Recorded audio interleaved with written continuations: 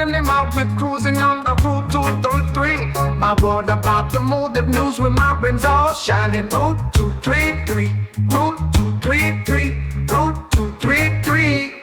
Sitting in my car with all.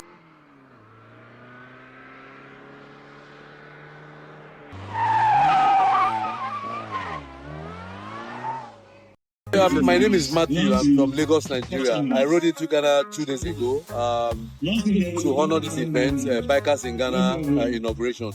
I mean, this event was put together by Jets, Moto Checker, Papi Walter, and a host of others. And so far, so good. It's a great event. I had fun, and indeed, I learned a thing or two from today's event. Now, to your question, before we actually start recording, which is what my experiences were at the borders. Honestly, don't take my word for it. You can also find out yourself, and which is what I tell them when I get to the border, especially when I have the opportunity to speak with those senior officers.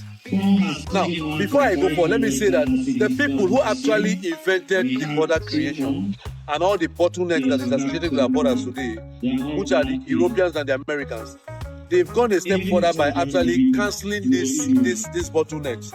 And we are still entrapped in this same culture of border entrapment. Now, this thing is actually ridiculing our economy. It's also wasting a lot of man hours at the borders. Now, if you a journey from Nigeria to Ghana, which is supposed to take on a bike a minimum of 5 hours to a maximum of about 6 hours, you will do about 14 hours. The reason being that because of the bottlenecks at the borders. And what are actually these bottlenecks? Is nothing but extortions. Extortions are going on without being checked. Extortions are going on confidently. You see officers extorting money confidently. I mean, in the total glare of the public at the borders. Particularly, the tension. The one that comes to my mind is the tension between the Francophone countries, which is the Togo, and that of the Anglophone, which is the Ghana. Man, that place is hell. The tension is just too much there, and it's horrible. Now, I woke up I set out from Lagos to the Seme border on the 27th of September, which is like 2 days ago, and I got to Seme border by 9:30. Between Seme and Benin Republic, it didn't take me more than 5 minutes to cross. But the moment I got to Togo, it was hell. In fact, as a matter of fact, those guys, I don't know, but I don't know. And when I got to the flower border, same thing. So it's just a total waste of time.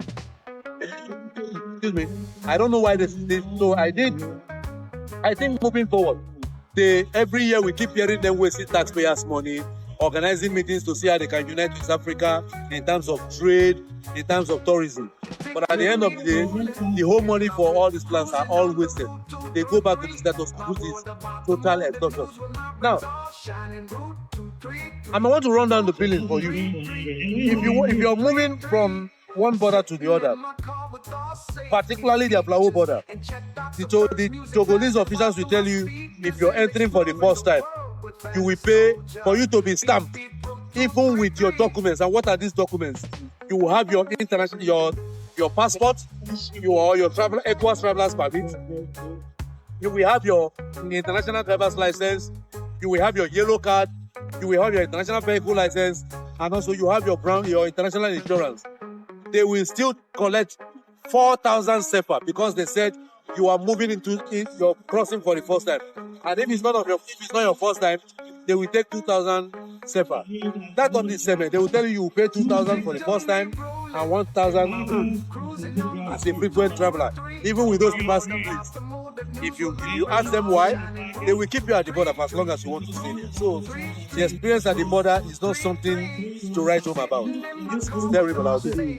And I think the authorities need to fact check and let's find a way to make movement through African, particularly West African countries, something to write home about.